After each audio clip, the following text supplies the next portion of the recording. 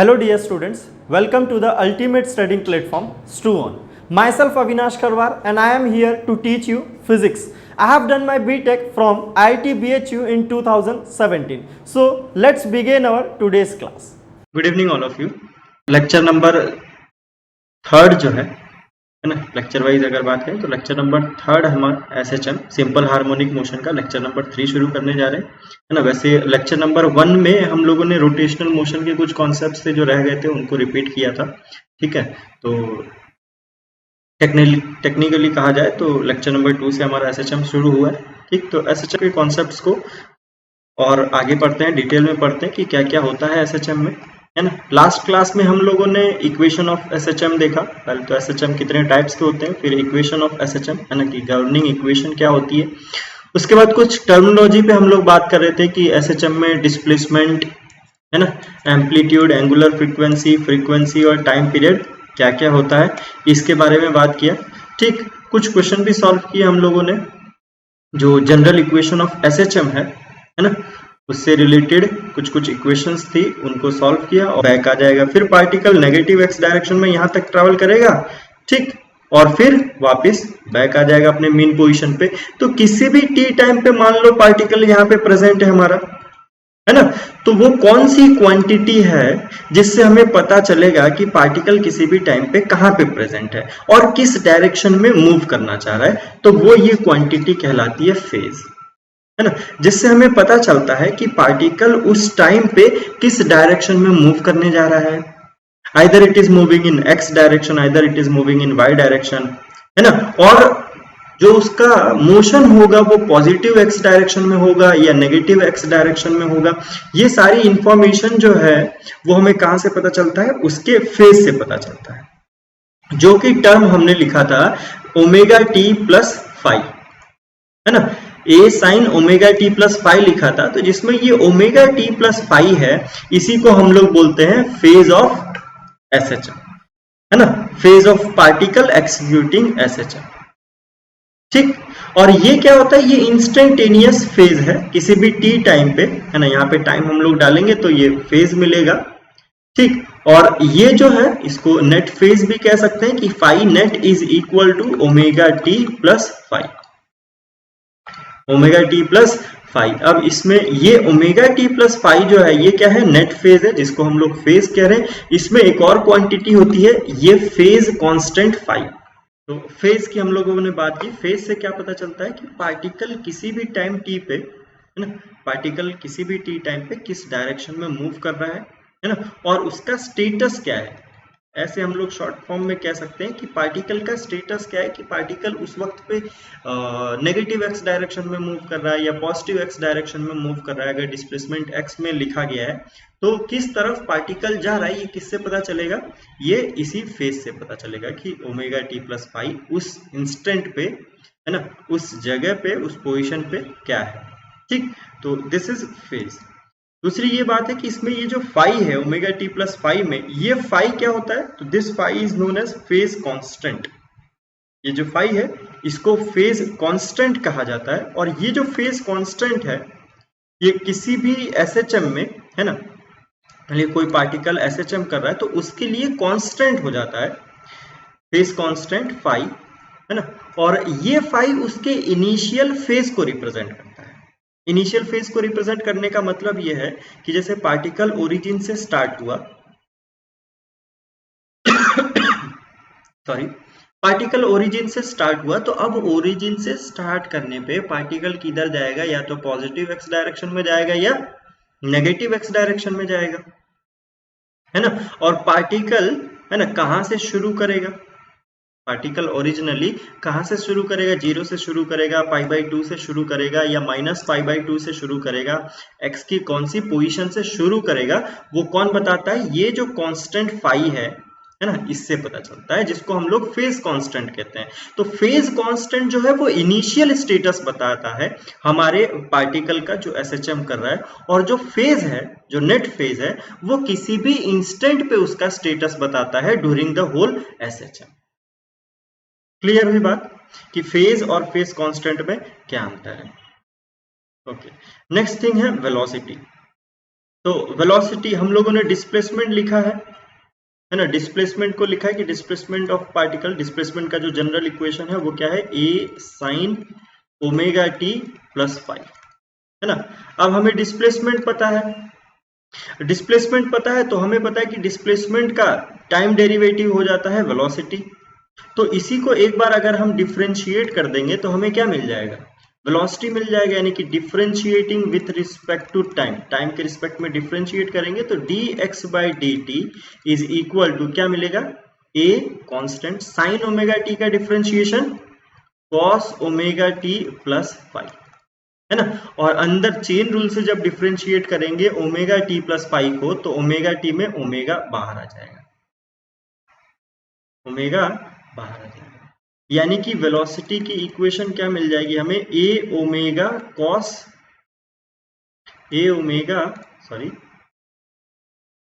Cos omega T plus, समझ रहे हैं, a omega cos omega T, ये हमें वेलोसिटी मिल जाएगा, ये हमारा डिस्प्लेसमेंट है, ये हमें वेलोसिटी मिल जाएगा। तो वेलोसिटी की जो जनरल इक्वेशन बनेगी किसी भी एसएचएम में, ये इक्वेशन होगी v is equal to A omega cos omega T, यानी कि वेलोसिटी कोसाइन का फंक्शन है वो होगा और डिस्प्लेसमेंट हमारा साइन का फंक्शन होगा, ठीक। वेलोसिटी और डिस्प्लेसमेंट में कई बार रिलेशन पूछा जाता है कि रिलेशन क्या होगा, है ना, रिलेशन पूछा जाएगा। तो रिलेशन में क्या करेंगे आप देखिए, यहाँ पे साइन है और यहाँ पे कॉस है, तो x बाई ए और यहाँ पे v बाई ए ओमेगा कर देते हैं, है ना, x by A and v by A omega. यहाँ पे क्या बचेगा, x by A is equal to sine omega T plus five, और वेलोसिटी में v को a ओमेगा से डिवाइड करें तो v by A omega is equal to क्या बचेगा, cos omega T plus five.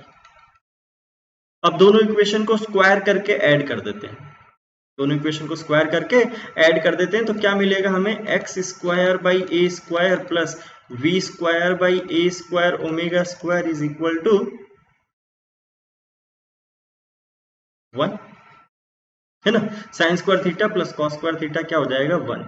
तो ध्यान से देखिए अब कि x और v में कैसा रिलेशन मिला है, तो ये इक्वेशन याद है आपको, X square by A square plus Y square by B square is equal to 1। ये किसका इक्वेशन है, ये एलिप्स का इक्वेशन है, होता है ना एलिप्स का इक्वेशन, एलिप्स का इक्वेशन है, यानी कि x और v में जो ग्राफ बनेगा, जो रिलेशन बनेगा वो कैसा बनेगा, ऐसा एलिप्टिकल पाथ बनेगा जिसमें y पे v को रिप्रेजेंट किया गया है और x पे डिस्प्लेसमेंट को रिप्रेजेंट किया गया है। समझ में आ रही है बात, है ना। अब x की आप जो भी वैल्यू पुट करेंगे, v स्क्वायर है तो v की तो आपको पॉजिटिव वैल्यू ही मिलेगी, है ना। तो इस तरीके से हमें x पॉजिटिव और नेगेटिव के लिए v की वैल्यू मिलती जाएगी, यानी कि डिस्प्लेसमेंट और वेलोसिटी का जो रिलेशन होगा वो एलिप्स कर्व फॉर्म करेगा, एक एलिप्टिकल कर्व में दोनों वेरी करेंगे, तो ये रिलेशन है डिस्प्लेसमेंट और वेलोसिटी का, ठीक। अब जैसे वेलोसिटी है इसको एक बार और डिफरेंशिएट करेंगे तो हमें क्या मिल जाएगा, एक्सेलरेशन मिल जाएगा, यानी कि v इज इक्वल टू क्या लिखा हमने, a omega cos omega T plus five, ये हमें वेलोसिटी का रिलेशन मिला था। इसी को हम differentiate with respect to time कर देते हैं, टाइम के रिस्पेक्ट में डिफरेंशिएट कर देते हैं, तो क्या मिल जाएगा, dv by D t is equal to a omega cos omega T plus five का differentiation minus sine omega T plus five, और चेन रूल से ओमेगा टी प्लस फाइव का डिफरेंशिएशन करेंगे तो एक ओमेगा और आ जाएगा, यानी कि ओमेगा स्क्वायर हो जाएगा, minus a omega square sine omega T plus five, ये रिलेशन मिल जाएगा हमें, यानी कि दिस इज एक्सेलरेशन। तो एक्सेलरेशन क्या मिला हमें, minus a omega square sine omega T plus five, अब जरा ध्यान से देखें कि a sin omega T plus phi क्या था, हमारा डिस्प्लेसमेंट था। a sin omega T plus phi क्या है, हमारा डिस्प्लेसमेंट है। तो a sin ओमेगा टी की वैल्यू हम डिस्प्लेसमेंट के फॉर्म में रख देते हैं। डिस्प्लेसमेंट के फॉर्म में रखेंगे तो a sin omega T x हो जाएगा, यानी कि माइनस ओमेगा स्क्वायर x हमें क्या मिल जाएगा, एक्सेलरेशन और डिस्प्लेसमेंट में डायरेक्ट रिलेशन मिल जाएगा, एक्सेलरेशन और डिस्प्लेसमेंट में। तो x को अगर x एक्सिस यानी डिस्प्लेसमेंट को x एक्सिस पे और एक्सेलरेशन को y एक्सिस पे अगर मैं प्लॉट करता हूं तो जो रिलेशन मिलेगा वो किस तरीके से मिलेगा, ये देखो y is equals to minus M X, ये इक्वेशन को रिप्रेजेंट कर रहा है। तो इसका कर्व कैसा होगा, ओरिजिन से पास करते हुए और स्लोप माइनस ओमेगा स्क्वायर, है ना, जिसमें एक्सेलरेशन y एक्सिस पे और डिस्प्लेसमेंट x एक्सिस पे इस तरीके से आ जाए। तो ये हमने क्या देखा, एक्सेलरेशन और डिस्प्लेसमेंट का रिलेशन या वेरिएशन कैसा होता है, जिसमें एक्सेलरेशन की जो जनरल इक्वेशन है वो जनरल इक्वेशन ये बनी। क्लियर है बात। डिस्प्लेसमेंट को डिफरेंशिएट करेंगे तो वेलोसिटी, और वेलोसिटी को डिफरेंशिएट करेंगे तो एक्सेलरेशन, और रिलेशन भी पता होना चाहिए हम लोगों को, है ना, कि एग्जैक्ट में एक्सेलरेशन वेलोसिटी से, वेलोसिटी डिस्प्लेसमेंट से किस तरीके से रिलेटेड है ना। ओके, आगे बढ़ते हैं हम लोग। देखिए यहाँ पे एक क्वेश्चन दिया गया है, क्वेश्चन है कि a particle of mass 2 kg is moving on a straight line under the action of force F is equal to 8 minus 2x newton, है ना। It is released at rest from x equal to 6 metre.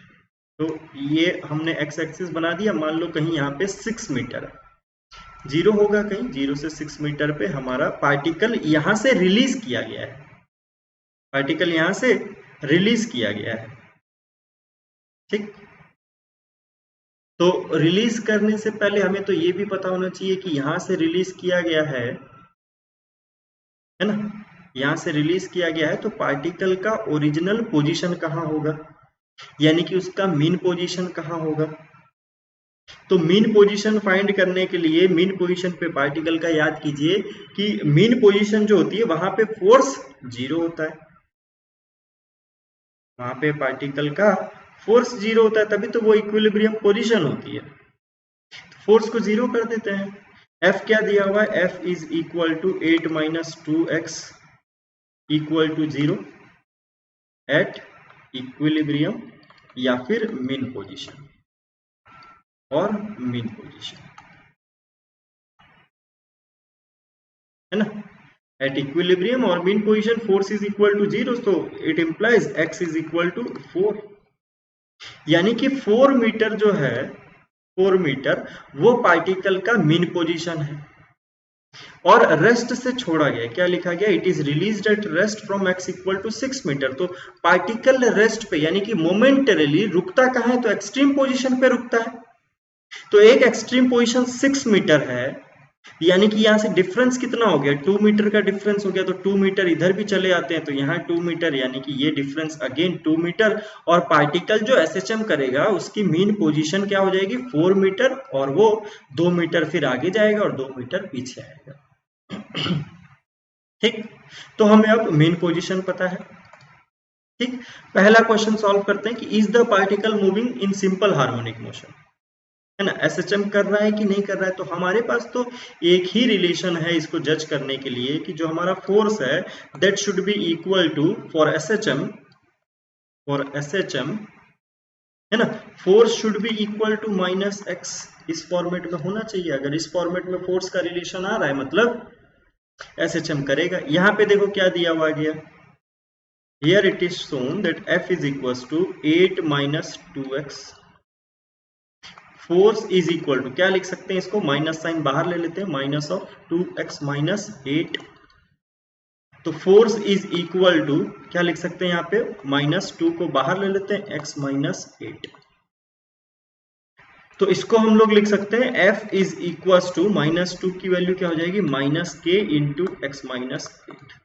तो ये format और ये format same है बिल्कुल, f is equal to minus K X. इसमें x minus 0 होता था, यहाँ पे x माइनस 8 है ना। वहां पे क्या होता था कि x माइनस 0, यहाँ पे x माइनस 8, सॉरी x2 तो बाहर ले लिया गया तो x माइनस 4 है, पार्डन, है ना। यहाँ पे क्या आ जाएगा, x माइनस 4 आ जाएगा। यानी कि पार्टिकल x माइनस 0 में कहां से स्टार्ट करता था, 0 से स्टार्ट करता था।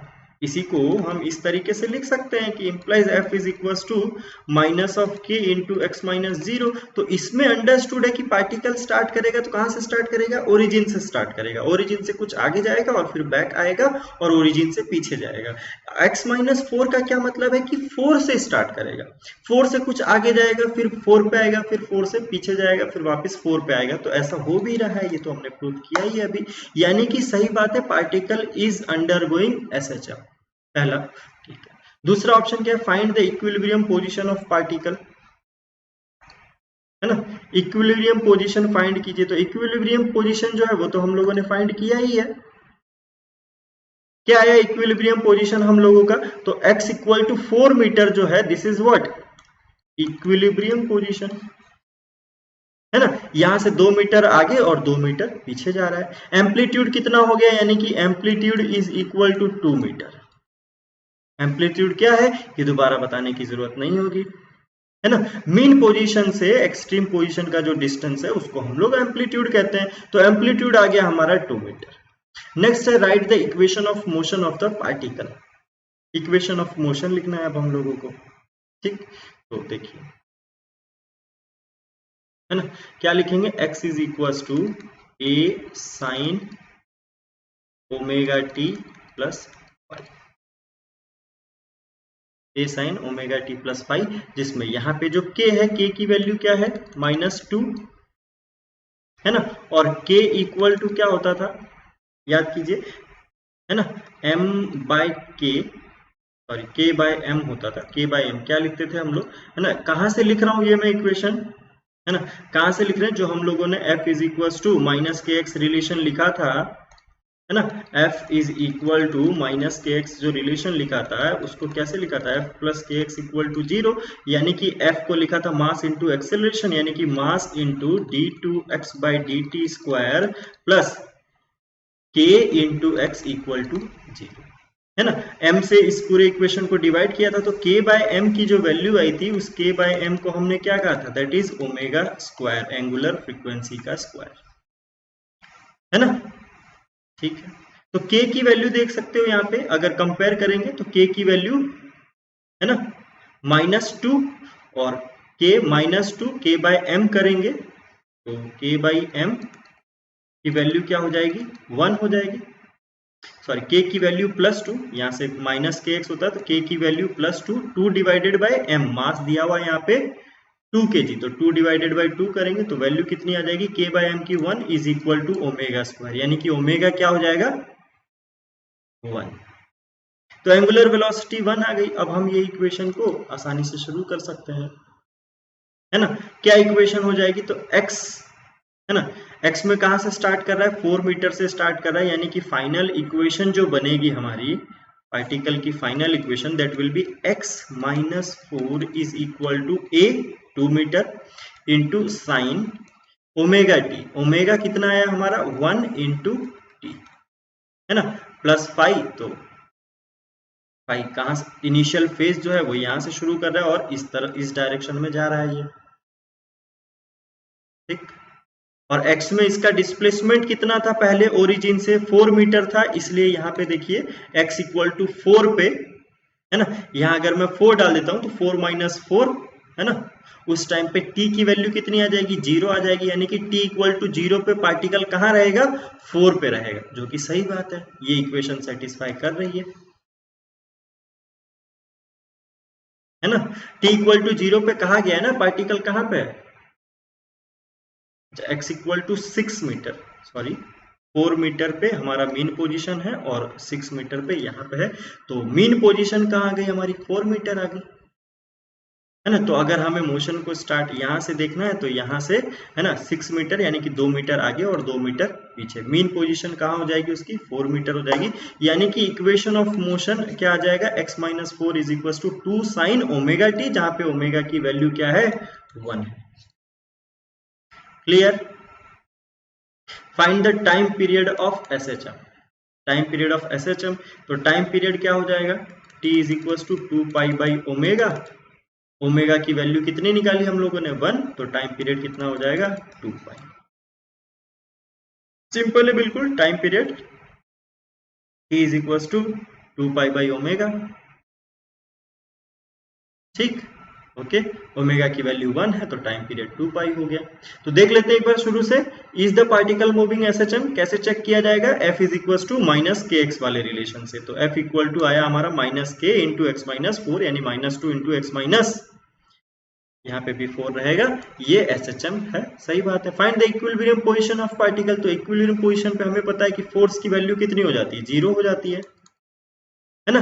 तो फोर्स की वैल्यू ये हम लोगों ने 0 किया था फर्स्ट पार्ट, समझ में आ रही बात। फोर्स की वैल्यू 0 तो एक्स की वैल्यू 4 आ गई, यानी कि मीन पोजीशन क्या हो जाएगा उसका, 4 पोजीशन। मीन पोजीशन या इक्विलिब्रियम पोजीशन कितना हो जाएगा, 4। Write down the equation of motion, तो ये देखो इक्वेशन है x equal to a sin omega t plus phi. इसमें a फाइंड करना है, ओमेगा फाइंड करना है और फाई फाइंड करना है।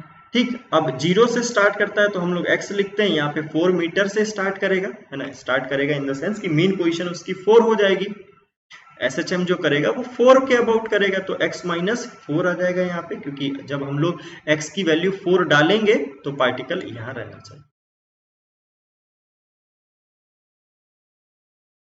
ठीक, तो a sine omega T plus phi, A amplitude हो जाएगा। एम्पलीट्यूड कितना है इसका, 2 है, तो ये हमारा 2 है ना। ये एसएचएम की इक्वेशन यहाँ लिखी, x minus 4 is equal to 2 into sine omega की वैल्यू हम लोगों ने फाइंड कर ही ली है k बाय m से।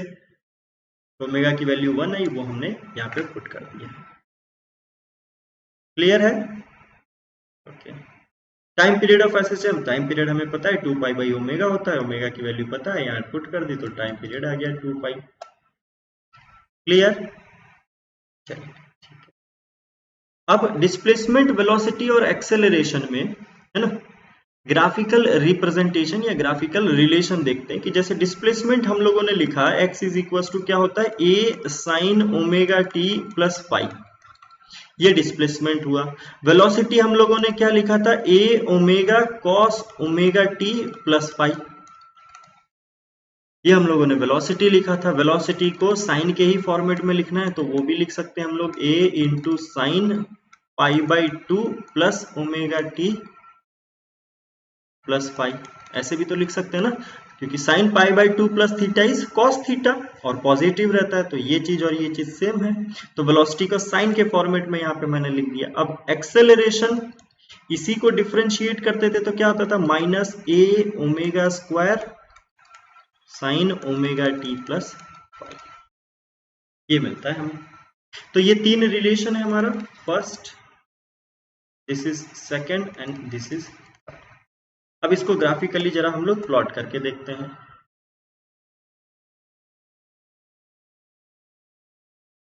ठीक, अब जैसे डिस्प्लेसमेंट को अगर मैं प्लॉट करूं, है ना, डिस्प्लेसमेंट को प्लॉट करूं, कंसीडर कि फाई जो है वो 0 से स्टार्ट हो रहा है, फाई की वैल्यू 0 है। लेट अस से कि फाई की मतलब इनिशियल फेज जो है पार्टिकल का 0 है, वो कुछ भी हो सकता है, जो भी फेज रहेगा उसमें आगे इसमें फेज जुड़ जाएगा पाई बाई 2। ठीक, इसमें भी सेम वही कहानी हो जाएगी, जो भी फेज रहेगा वो उसके साथ जुड़ जाएगा, ऐड होके आ जाएगा। फाई की वैल्यू अगर हमने 0 ले लिया तो यहाँ पे फाई की वैल्यू 0 हो जाएगी, बाकी इक्वेशन सेम रहेगी। तो देखो sine omega t, a sine omega t, let us say कि ए साइन ओमेगा टी का जो कर्व है वो ऐसा आया, ये 0 है, ये पाई बाई 2, ये पाई, है ना, 3 पाई बाई 2 एंड 2 पाई, इस तरीके से आ जाएगा। टाइम जो है वो किस तरीके से लिखेंगे, 2 पाई बाई ओमेगा के फॉर्म में लिखेंगे, है ना। तो यहाँ पे पाई बाई 2 ओमेगा, यहाँ पाई बाई ओमेगा, या 2 पाई बाई 2 ओमेगा, इस तरीके से लिखेंगे, ताकि यहाँ पे a साइन ओमेगा टी का फॉर्मेट जो है वो एंगल के रेडियन के फॉर्मेट में आ जाए। है ना। तो समझ रहे हैं आप लोग, टी को जो है वो ओमेगा के फॉर्मेट में यानी डिवाइड बाय ओमेगा लिखना पड़ेगा। जैसे पाई बाई 2 लिख रहा हूं तो पाई बाई 2 ओमेगा लिखेंगे तब जाके पाई बाई 2 आएगा। तो A sine pi by 2 is sine pi by 2 की वैल्यू 1, तो वैल्यू आ जाएगी हमारी 1 ए। तो ठीक, यहाँ पे ये मैक्सिमम वैल्यू और ये मिनिमम वैल्यू जो एम्पलीट्यूड है वो रह जाएगा। वेल अब ये किसका प्लॉट था, ये एक्स और टाइम का प्लॉट था, है ना। टाइम जैसे जैसे वेरी करेगा पाई by 2 omega, pi omega, pi by omega sorry, pi by omega, 2 pi by omega, इस तरीके से पुट करते जाएंगे और हमें डिस्प्लेसमेंट मिलता जाएगा।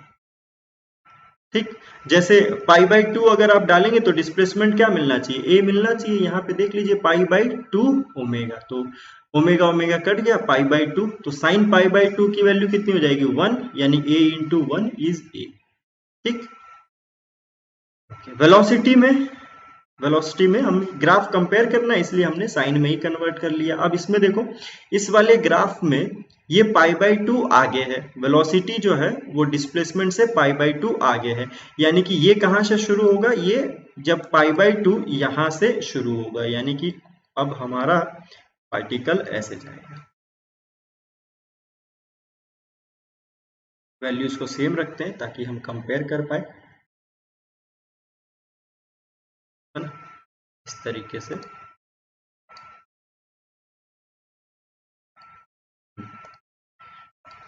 क्या आएगा, पाई बाई 2 से शुरू होगा इस तरीके से, यहाँ पे मैक्सिमम, यहाँ पे अगेन मिनिमम, और फिर ग्राफ ऐसे उठता जाएगा।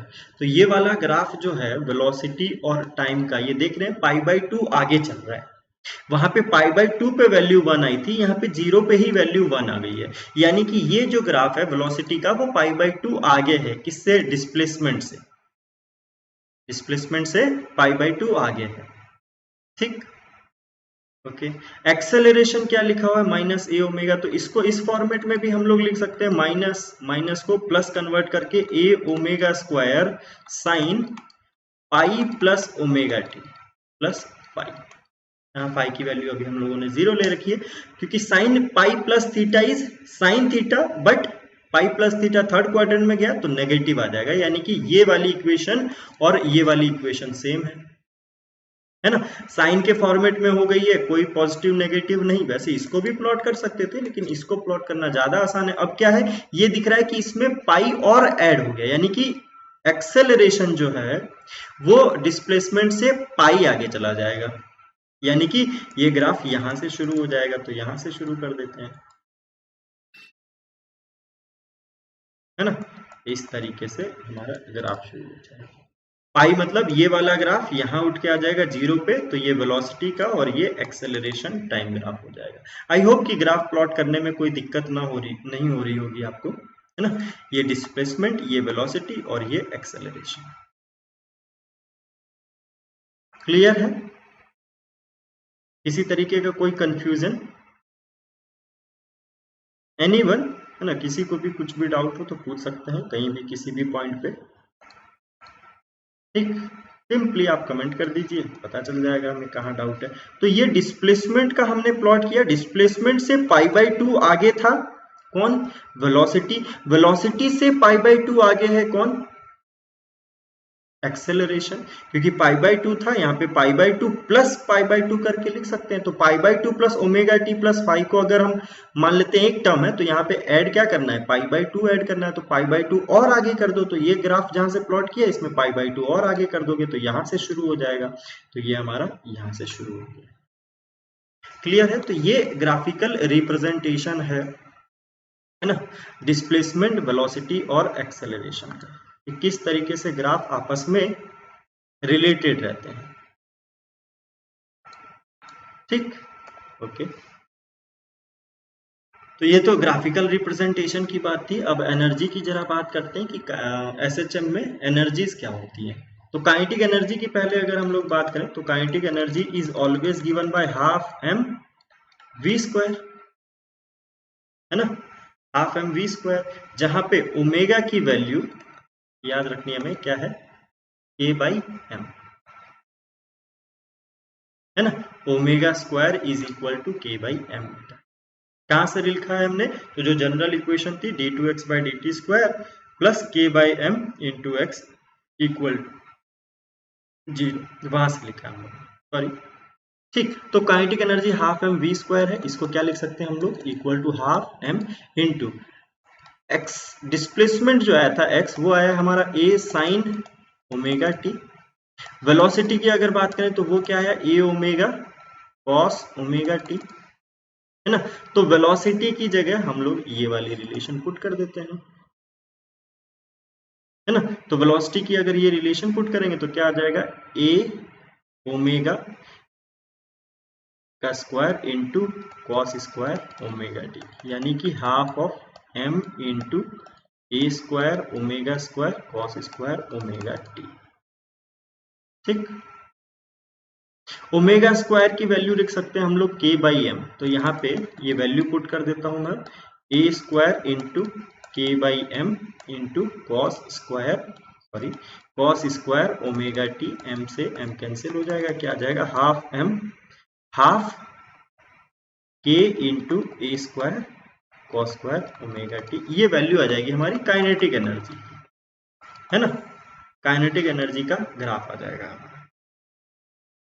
ठीक, अच्छा, काइनेटिक एनर्जी की मैक्सिमम वैल्यू की बात करें तो मैक्सिमम वैल्यू क्या होगा? तो मैक्सिमम तब होगा जब कॉस स्क्वायर ओमेगा टी की वैल्यू 1 हो जाए, है ना। कॉस स्क्वायर ओमेगा टी की वैल्यू कभी नेगेटिव तो जा नहीं सकती है, स्क्वायर है तो मैक्सिमम वैल्यू क्या जाएगा? 1 होगा।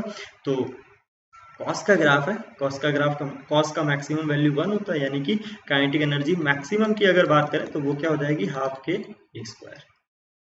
क्लियर? तो ये हमारी काइनेटिक एनर्जी हो गई हाफ के इंटू ए स्क्वायर, वेयर ए क्या है? ये एम्पलीट्यूड। पोटेंशियल एनर्जी की बात करते हैं, जस्ट अ मिनट। क्लियर है यहां तक सभी लोगों को? पोटेंशियल एनर्जी की बात करते हैं। तो पोटेंशियल एनर्जी जो एसएचएम में है वो किसकी पोटेंशियल एनर्जी होगी? ग्रेविटेशनल पोटेंशियल एनर्जी तो होगी नहीं, क्योंकि मास तो हमारा एक कांस्टेंट लेवल पे रखा हुआ है अभी, है ना। उसी लेवल पे वो एक्सटेंशन हो रहा है उसमें और कंप्रेशन हो रहा है। तो पोटेंशियल एनर्जी जो होगी, पोटेंशियल एनर्जी टोटली किसकी वजह से होगी? स्प्रिंग की वजह से होगी, यानी कि हाफ के x square potential energy of spring, जहां पे x क्या है? x is displacement of particle which is given by a sine omega T. अभी फेज को, है ना, फेज कांस्टेंट को या इनिशियल फेज को हम 0 मान लेते हैं कि पार्टिकल 0 से स्टार्ट हो रहा है, तो कहीं से भी स्टार्ट हो इसमें फेज जो है ऐड हो जाएगा, कोई बाकी चेंज नहीं आएगा।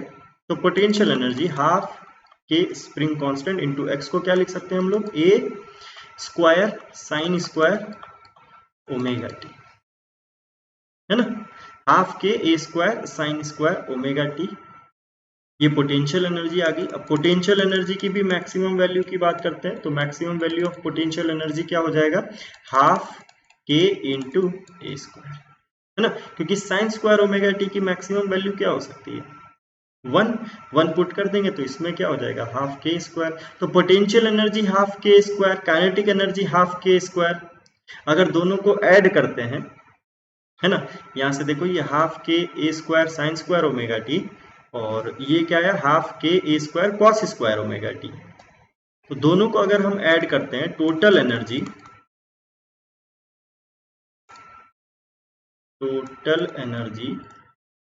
है ना, टोटल एनर्जी में कौन कौन सी एनर्जी हो जाएगी? Kinetic energy plus potential energy. तो काइनेटिक एनर्जी क्या है? Half K A square sine square omega T plus potential energy क्या है? Half K A square sine square omega T, या फिर साइन स्क्वायर ओमेगा टी को मतलब इधर भेज देते हैं, 2 इंटू पोटेंशियल एनर्जी बाई के स्क्वायर लिख सकते हैं, तो यहाँ पे कॉस स्क्वायर है। देखिए इसको मान लेते हैं ये सेकंड इक्वेशन है और यहाँ पे ये मान लेते हैं कि ये फर्स्ट इक्वेशन है, जिसमें यहाँ पे cos स्क्वायर ओमेगा टी की वैल्यू यानी 2 into kinetic energy divided by K A square और यहाँ पे 2 into potential energy divided by K A square sine square omega T. तो sine square omega T plus cos square omega T की value क्या आ जाएगी? Potential energy divided bye, मान लेते हैं ये कोई कांस्टेंट K1 आया, plus kinetic energy divided bye constant K2 आया, क्योंकि ये जो टर्म है हाफ के ए स्क्वायर, ये तो कांस्टेंट नंबर है, तो potential energy plus kinetic energy क्या हो गई इसकी, यानी कि दोनों को ऐड करेंगे तो ये हमेशा कांस्टेंट रहेगी, चाहे किसी भी टाइम पे, टाइम से ये इंडिपेंडेंट है, टाइम से ये बिल्कुल इंडिपेंडेंट है, यानी कि potential energy plus kinetic energy यानी total energy is always conserved in SHM. Kinetic energy vary करेगा, पोटेंशियल एनर्जी भी वेरी करेगा, बट दोनों का जो सम होगा पोटेंशियल प्लस काइनेटिक एनर्जी वो हमेशा कांस्टेंट रहेगा, वो हमेशा क्या रहेगा, कांस्टेंट रहेगा। तो यानी कि यहाँ पे अगर मैं ग्राफ प्लॉट करूंगा तो काइनेटिक एनर्जी का ग्राफ ऐसा होगा, है ना, ये एक्सट्रीम पोजीशन है यानी कि एम्पलीट्यूड है, एम्पलीट्यूड है, देखो एम्पलीट्यूड 0 जब होगा यानी कि x, तो वहां पे पोटेंशियल काइनेटिक एनर्जी 0 रहेगा, सॉरी काइनेटिक एनर्जी मैक्सिमम रहेगा, है ना। इस तरीके से जिन भी कर सकते हैं हम लोग, ये मीन पोजीशन, थोड़ा पार्टिकल आगे आया तो ये एक्सट्रीम पोजीशन, और यहाँ पे कंप्रेशन में एक्सट्रीम पोजीशन। तो यहाँ पे देख सकते हैं कि यहाँ पे वेलोसिटी 0 होता है, यहाँ पे भी वेलोसिटी 0 होता है, और यहाँ पे वेलोसिटी v मैक्स होता है। तो मैक्सिमम वेलोसिटी यहाँ पे है, यानी कि बीच में उसकी काइनेटिक एनर्जी भी मैक्सिमम होगी, और एक्सट्रीम पोजीशन पे वेलोसिटी 0 होगा। तो यहाँ पे भी वेलोसिटी 0 और यहाँ पे भी वेलोसिटी 0। ये काइनेटिक एनर्जी का ग्राफ है। ठीक इसी तरीके से दोनों की वैल्यू तो कांस्टेंट है, मैक्सिमम वैल्यू, तो इसकी मैक्सिमम वैल्यू यहाँ पे, और पोटेंशियल एनर्जी की मैक्सिमम वैल्यू भी वहीं तक जाएगी। लेकिन पोटेंशियल एनर्जी में जब एक्सटेंशन मीन पोजीशन पे होगा तो x की वैल्यू 0 यानी कि kx² की वैल्यू 0, तो पोटेंशियल एनर्जी का ग्राफ ये होगा, यानी कि ये कौन किसका ग्राफ है, पोटेंशियल एनर्जी का, और ये जो कॉनकेव डाउनवर्ड है ये किसका ग्राफ है, काइनेटिक एनर्जी का, ये वाला ग्राफ काइनेटिक एनर्जी। तो दोनों ग्राफ इस तरीके से रिलेटेड रहते हैं, और kinetic energy plus potential energy is constant. ठीक है, जैसे कि हम एक पत्थर फेंकते हैं ऊपर की तरफ, तो उसमें भी ये टर्म है कि टोटल एनर्जी उसकी कंजर्व रहती है, दोनों एक दूसरे में कन्वर्ट होती रहती है, कुछ पोटेंशियल एनर्जी काइनेटिक एनर्जी में जाती है और जब कुछ काइनेटिक एनर्जी पोटेंशियल एनर्जी में जाती है।